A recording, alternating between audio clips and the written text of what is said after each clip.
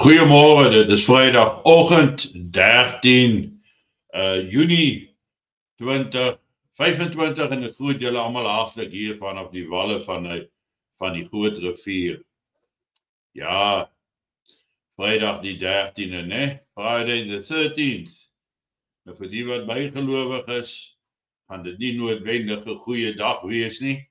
Maar vir die van ons wat dit maar vat soos enige ander dag, gaan daar geen verskil in die saak wees nie. Maar vandag wil ek 'n vraag vra aan julle.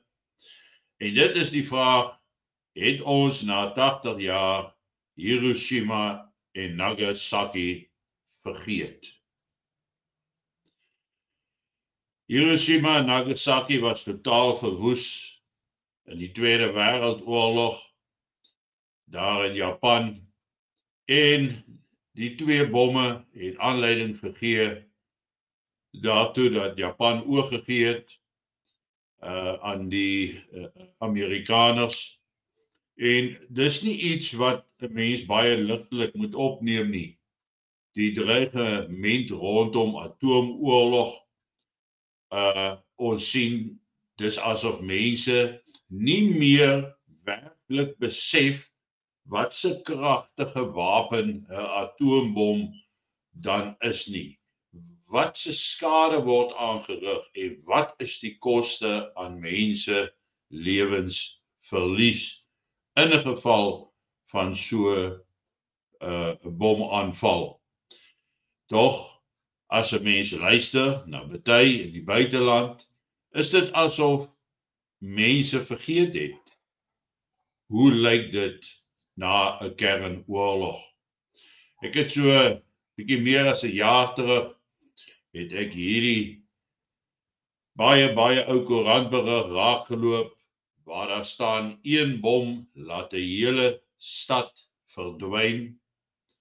Maar dis asof ons vergeet het dat dit letterlik 'n stad is wat kan verdwyn. Soos wat ons dan nou ook sien, die oorblyfsels na die atoomontploffing by Hiroshima. Daar in die ver agtergrond begin daar meer geboue staan, maar tog is die lewens daar ook verwoes, alhoewel daardie gedeelte se geboue nie noodwendig plat was nie.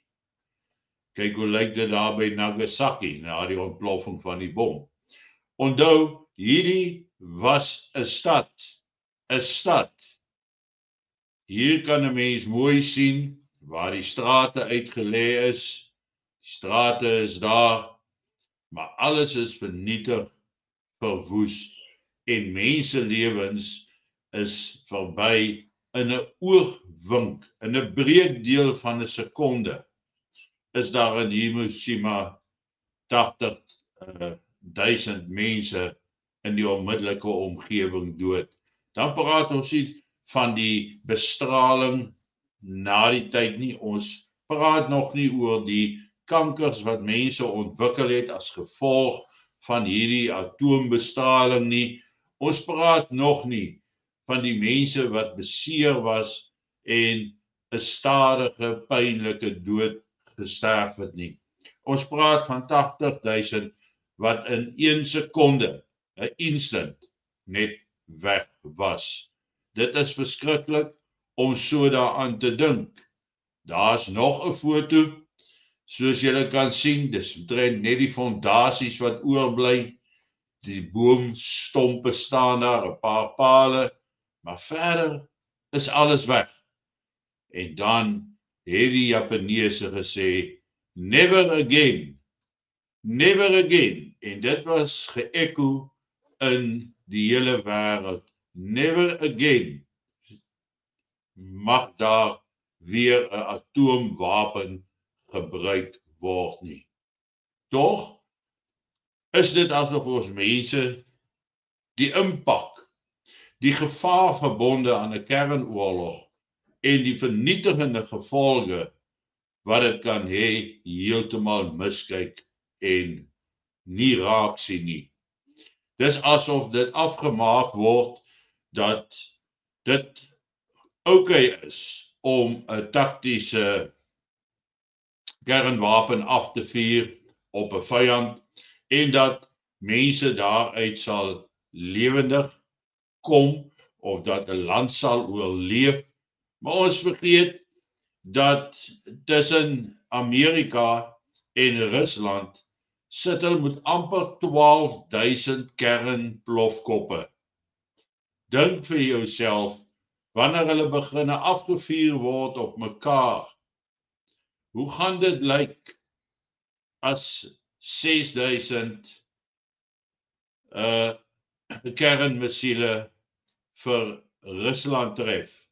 Hoe gaan dit lyk as 6,000 kernmissiele vir Amerika tref? Of sê net die helfte daarvan en die ander helfte val in Europa. Hoe gaan dit lyk? Wat gaan oor wees? Daar gaan niks oor wees nie. En ten spyte van al daai bedreiging en die wreedheid van 'n atoom of 'n kernoorlog, vind ons nog steeds eskalasie wat plaasvind. Thing is about to change. He's going to be hit and hit hard by the United States when it comes to sanctions. China, the game you're playing with Russia is about to change. If you keep buying cheap Russian oil to fuel Putin's war machine, there will be a 500% tariff on all of your products coming into the United States. He doesn't understand what 82 senators coming together from both sides of the aisle mean in terms of practical import. And these sanctions will cripple his economy. They will be bone-crushing to a nation that is basically, as one of our colleagues once said, a gas station with nuclear arms. He has one resource, and we are going to throttle that resource as a... Daar sien ons vir senatore Lindsey Graham en Blumenthal daar van die Amerikaanse Senaat, wat ten spyte van Donald Trump se vredespogings ingevlieg het na Kiev toe, waar hulle in 'n hotel gebly het met 'n totale hotelkoste van oor die $800,000. Die vermorsing aan die een kant, maar aan die ander kant die wanopvatting van Rusland is 'n vulstasie met kernwapens. Dis asof hulle glo dat 'n eskalasie in die oorlog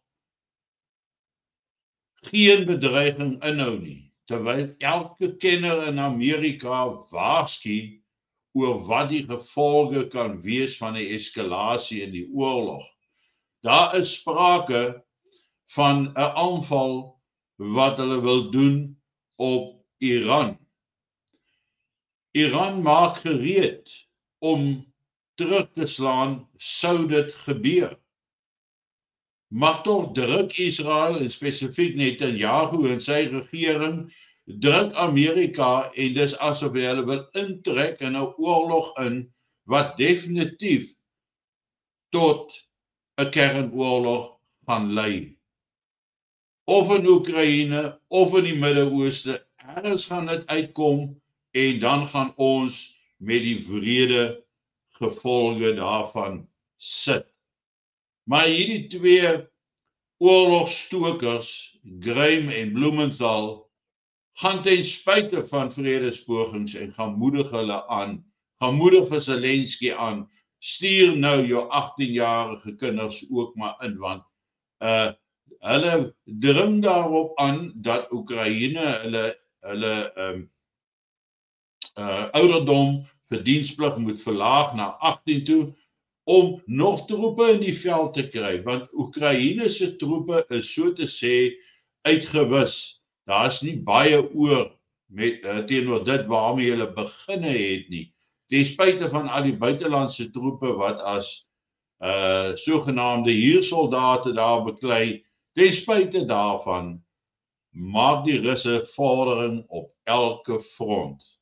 En alle vredespogings wat daar is, ook die wat Donald Trump met hulle begin het, kom nie tot 'n einde nie, want of werk nie uit nie, want Zelensky van Oekraïne het altyd te veel voorwaardes.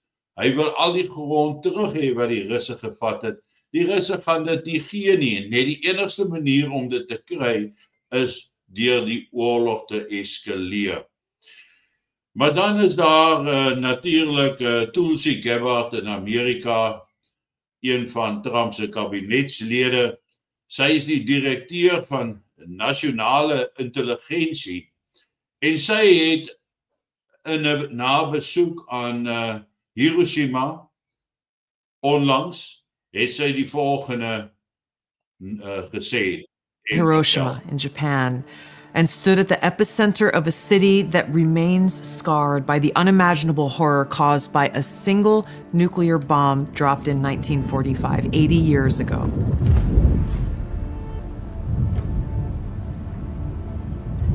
It's hard for me to find the words to express what I saw, the stories that I heard, the haunting sadness that still remains. This is an experience that will stay with me forever.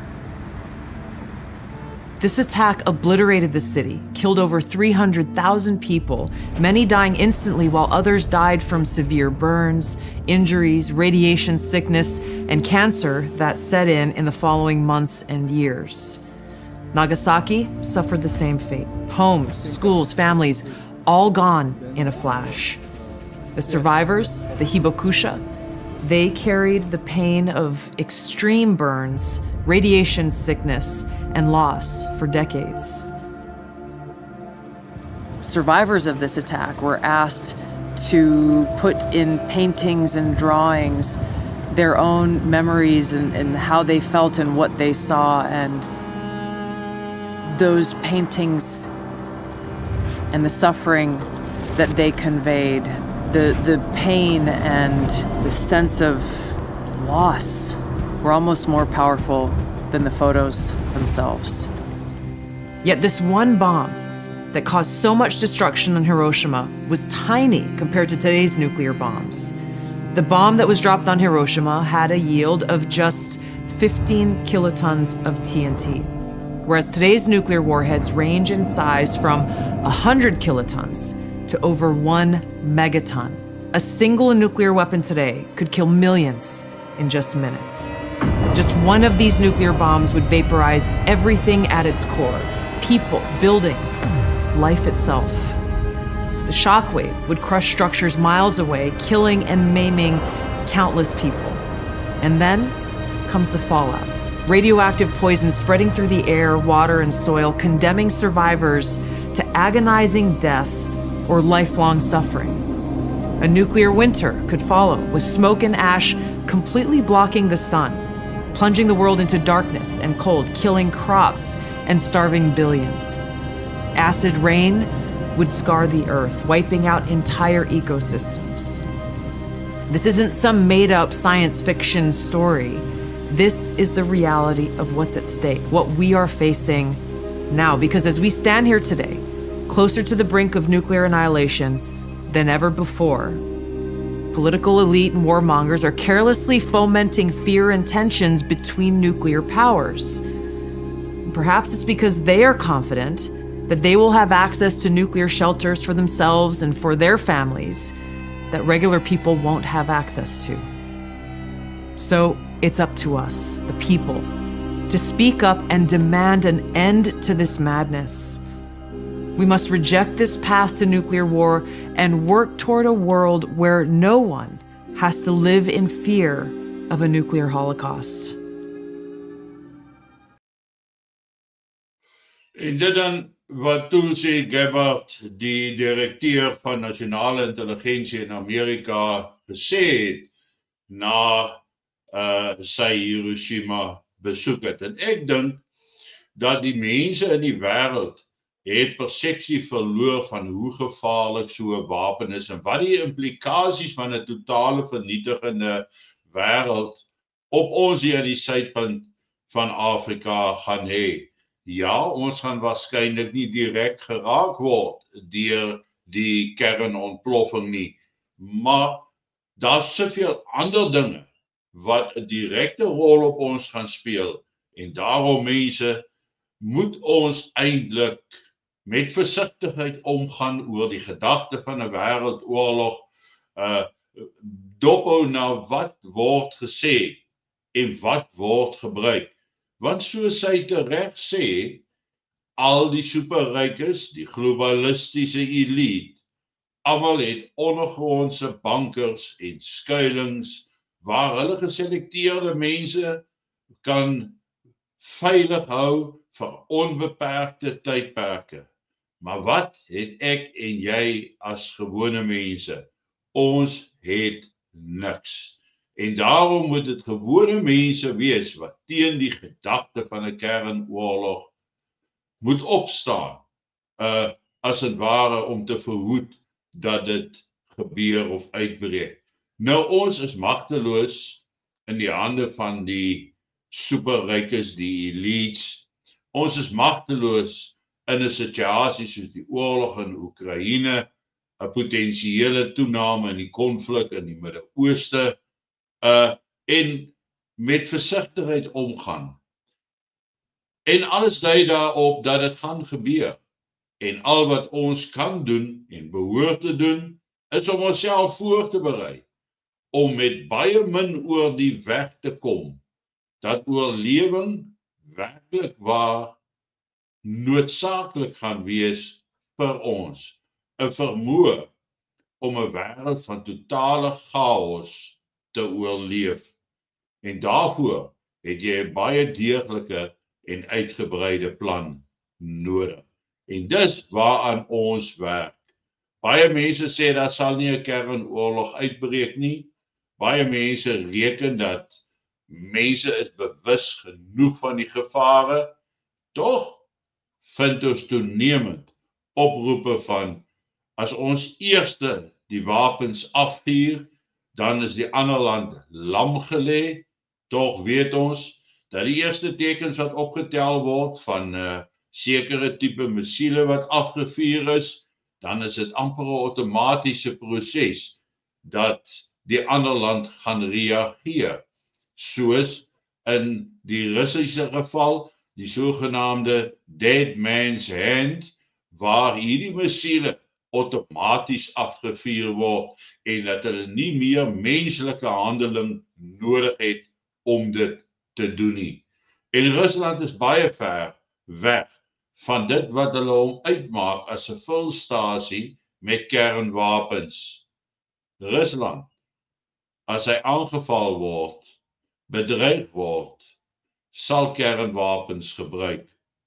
En dan is dit die einde van die wêreld soos ons dit ken. Dink daaroor. Terwyl jy jou kondensmelk koffie geniet, en onthou dis naweek, geniet die naweek, rus goed uit, sodat ons volgende week weer met hernuwe ywer die week kan aanpak. Mooi loop en lekker naweek.